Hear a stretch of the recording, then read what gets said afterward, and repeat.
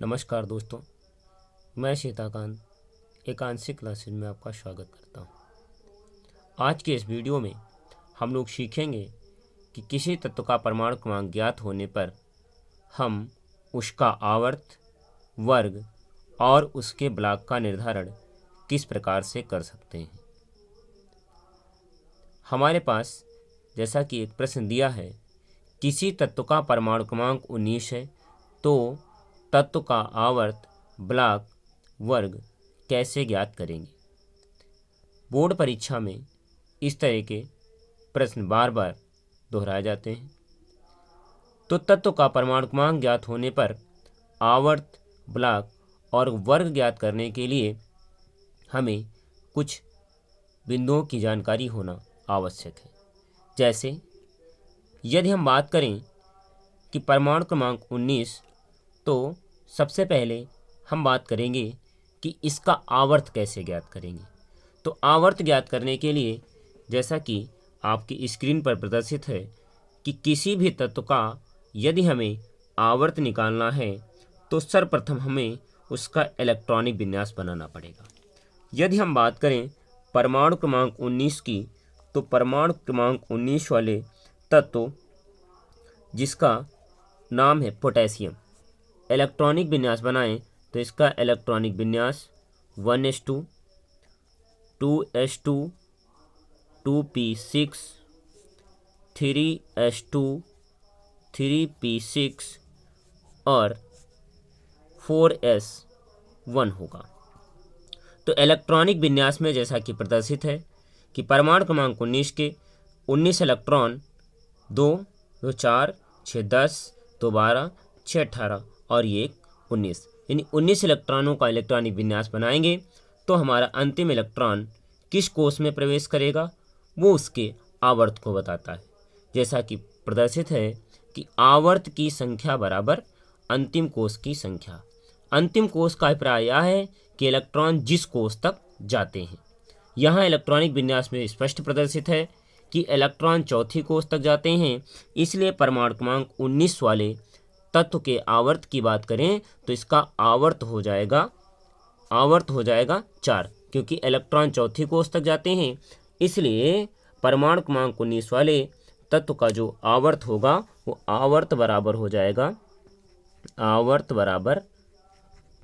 4।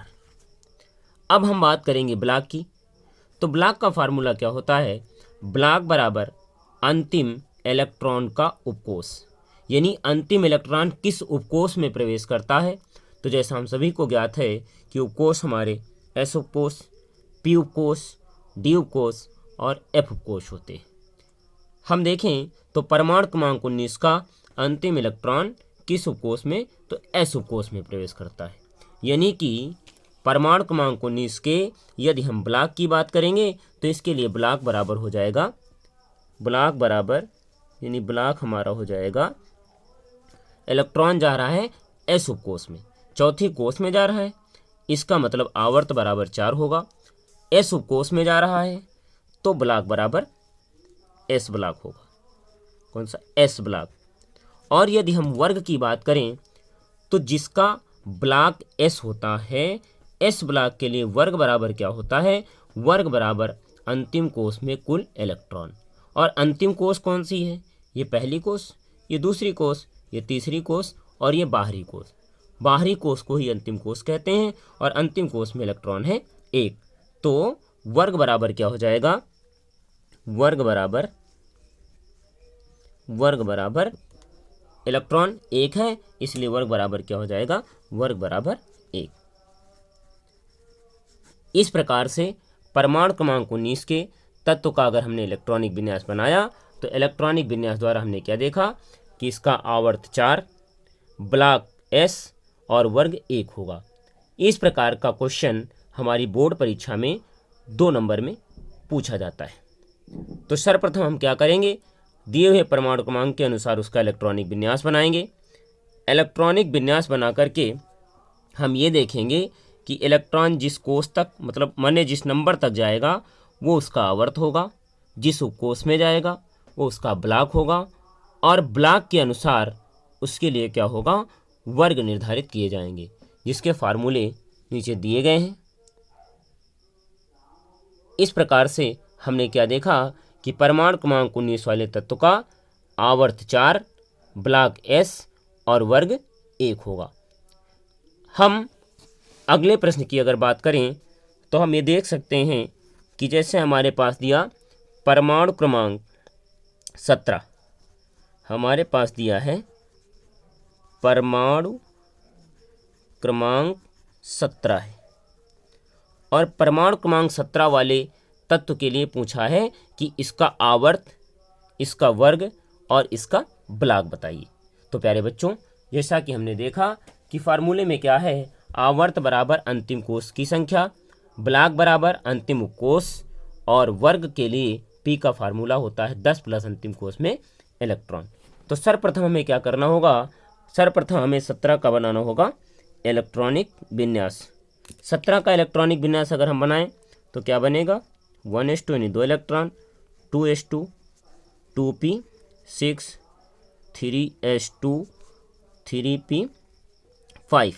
क्यों? क्योंकि हमारे पास इलेक्ट्रॉनों की संख्या है 17, 2, 2, 4, 6, 10, 2, 12 और 5, 17। अब यहाँ प्रदर्शित है कि अंतिम इलेक्ट्रॉन कहाँ तक जा रहा है, यानी इलेक्ट्रॉन हमारे केवल पहली, दूसरी और बाह्यतम कोष यानी तीसरी कोष तक जाते हैं। तो 17 के लिए हमारा आवर्त बराबर क्या हो जाएगा, हमारा आवर्त बराबर हो जाएगा 3, क्योंकि इलेक्ट्रॉन कहाँ तक जा रहे हैं, तीसरी कोष तक जा रहे हैं, इसलिए आवर्त बराबर हो जाएगा 3। अगर हम बात करें ब्लॉक की, तो ब्लॉक के लिए क्या कहा था कि जिस उपकोष में इलेक्ट्रॉन जाएगा, अंतिम इलेक्ट्रॉन जिस उपकोष में जाएगा, तो किस उपकोष में जा रहा है, P, तो ब्लॉक क्या हो जाएगा, P ब्लॉक। क्या होगा, P ब्लॉक। अब हम जरा देख लें कि P ब्लॉक के लिए वर्ग बराबर क्या होता है। तो अगर ब्लॉक P होगा तो P ब्लॉक के लिए वर्ग बराबर हो जाएगा भैया 10 प्लस अंतिम कोष में इलेक्ट्रॉनों की संख्या। तो हम P ब्लॉक के लिए वर्ग बराबर क्या लिख देंगे, सबसे पहले हम लिख देंगे 10 प्लस अंतिम कोष में इलेक्ट्रॉन।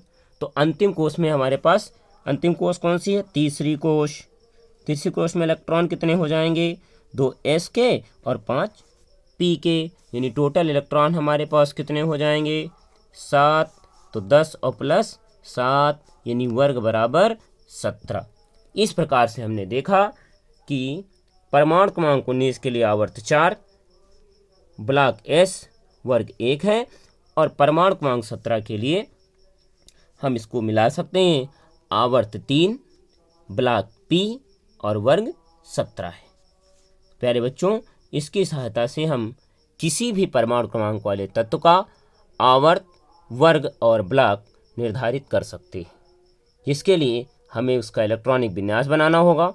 इलेक्ट्रॉनिक विन्यास बनाने पर इलेक्ट्रॉन जिस कोष तक जाएगा वह उसका आवर्त होगा, अंतिम इलेक्ट्रॉन जिस कोष में जाएगा वह उसका ब्लॉक होगा और ब्लॉक के अनुसार दिए हुए फार्मूलों से हम उसके वर्ग का निर्धारण कर सकते हैं।